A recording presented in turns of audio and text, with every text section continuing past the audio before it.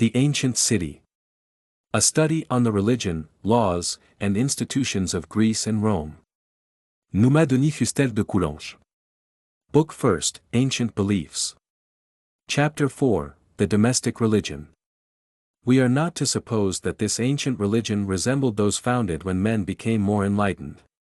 For a great number of centuries the human race has admitted no religious doctrine except on two conditions: first, that it proclaimed but one God, and, second, that it was addressed to all men, and was accessible to all, systematically rejecting no class or race. But this primitive religion fulfilled neither of these conditions. Not only did it not offer one only God to the adoration of men, but its gods did not accept the adoration of all men. They did not offer themselves as the gods of the human race. They did not even resemble Brahma, who was at least the god of one whole great caste, nor the Panhellenian Zeus, who was the god of an entire nation. In this primitive religion each god could be adored only by one family. Religion was purely domestic. We must illustrate this important point, otherwise the intimate relation that existed between this ancient religion and the constitution of the Greek and Roman family may not be fully understood. The worship of the dead in no way resembled the Christian worship of the saints. One of the first rules of this worship was, that it could be offered by each family only to those deceased persons who belonged to it by blood. The funeral obsequies could be religiously performed only by the nearest relative. As to the funeral meal, which was renewed at stated seasons, the family alone had a right to take part in it, and every stranger was strictly excluded. They believed that the dead ancestor accepted no offering save from his own family. He desired no worship save from his own descendants. The presence of one who was not of the family disturbed the rest of the manes. The law, therefore, forbade a stranger to approach a tomb.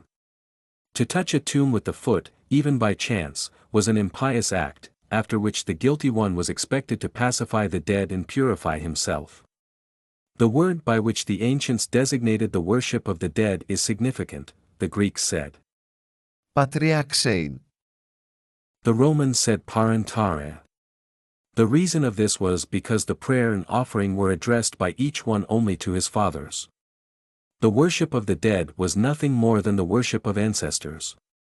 Lucian, while ridiculing common beliefs, explains them clearly to us when he says the man who has died without leaving a son, receives no offerings, and is exposed to perpetual hunger.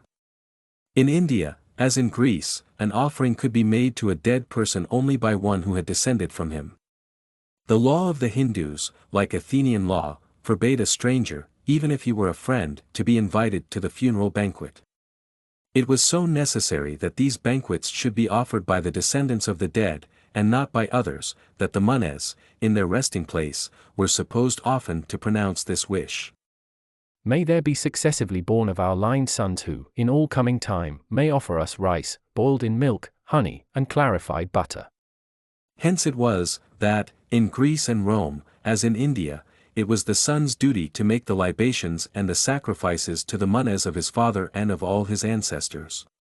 To fail in this duty was to commit the grossest act of impiety possible, since the interruption of this worship caused the dead to fall from their happy state. This negligence was nothing less than the crime of parricide, multiplied as many times as there were ancestors in the family.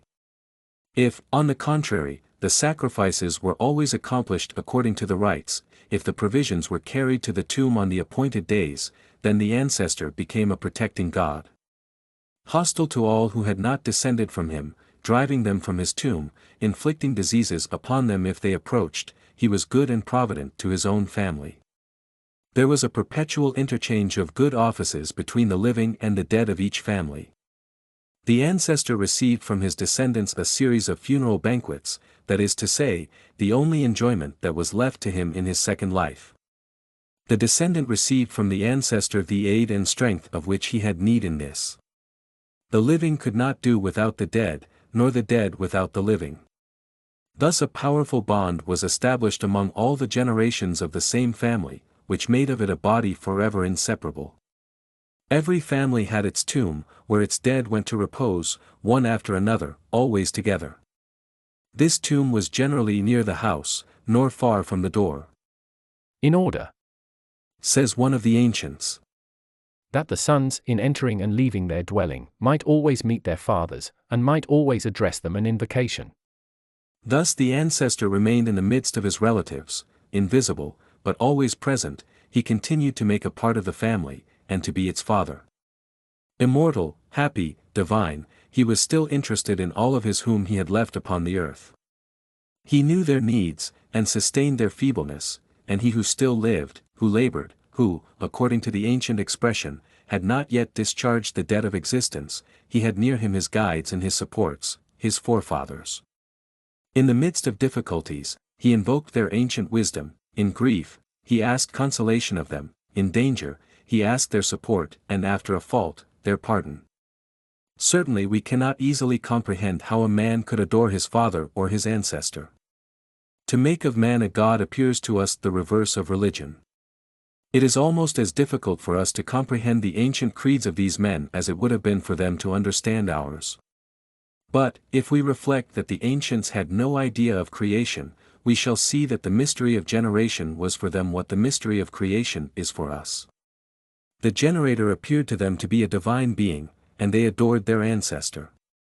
This sentiment must have been very natural and very strong, for it appears as a principle of religion in the origin of almost all human societies. We find it among the Chinese as well as among the ancient Geti and Scythians, among the tribes of Africa as well as among those of the New World.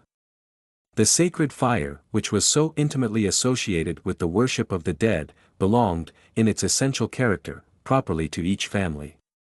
It represented the ancestors, it was the providence of a family, and had nothing in common with the fire of a neighboring family, which was another providence. Every fire protected its own and repulsed the stranger. The whole of this religion was enclosed within the walls of each house. The worship was not public. All the ceremonies, on the contrary, were kept strictly secret. Performed in the midst of the family alone, they were concealed from every stranger. The hearth was never placed either outside the house or even near the outer door, where it would have been too easy to see.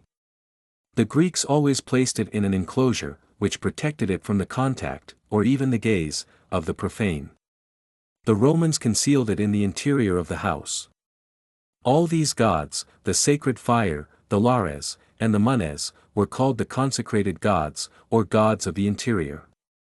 To all the acts of this religion secrecy was necessary. If a ceremony was looked upon by a stranger, it was disturbed, defiled, made unfortunate simply by this look. There were neither uniform rules nor a common ritual for this domestic religion. Each family was most completely independent. No external power had the right to regulate either the ceremony or the creed. There was no other priest than the father. As a priest, he knew no hierarchy.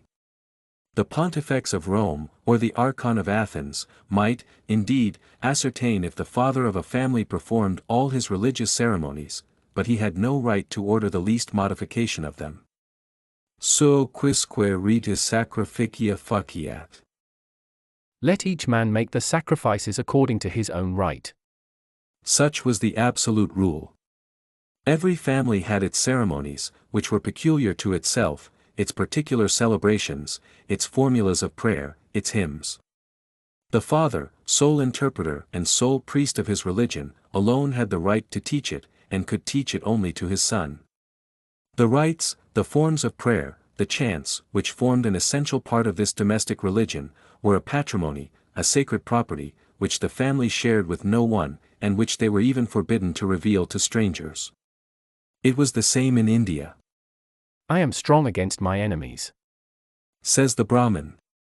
From the songs which I receive from my family, and which my father has transmitted to me. Thus religion dwelt not in temples, but in the house. Each house had its gods, each god protected one family only, and was a god only in one house. We cannot reasonably suppose that a religion of this character was revealed to man by the powerful imagination of one among them, or that it was taught to them by a priestly caste.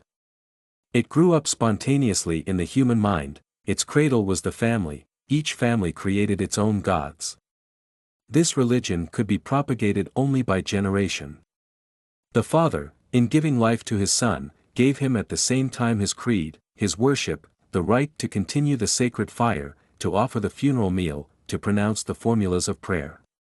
Generation established a mysterious bond between the infant, who was born to life, and all the gods of the family. Indeed, these gods were his family. Theogenes. Gods of the race, country. They were of his blood. Theoisunamoi. Kindred gods. The child, therefore, received at his birth the right to adore them, and to offer them sacrifices, and later, when death should have deified him, he also would be counted, in his turn, among these gods of the family. But we must notice this peculiarity, that the domestic religion was transmitted only from male to male. This was owing, no doubt, to the idea that generation was due entirely to the males. The belief of primitive ages, as we find it in the Vedas, and as we find vestiges of it in all Greek and Roman law, was that the reproductive power resided exclusively in the father. The father alone possessed the mysterious principle of existence, and transmitted the spark of life.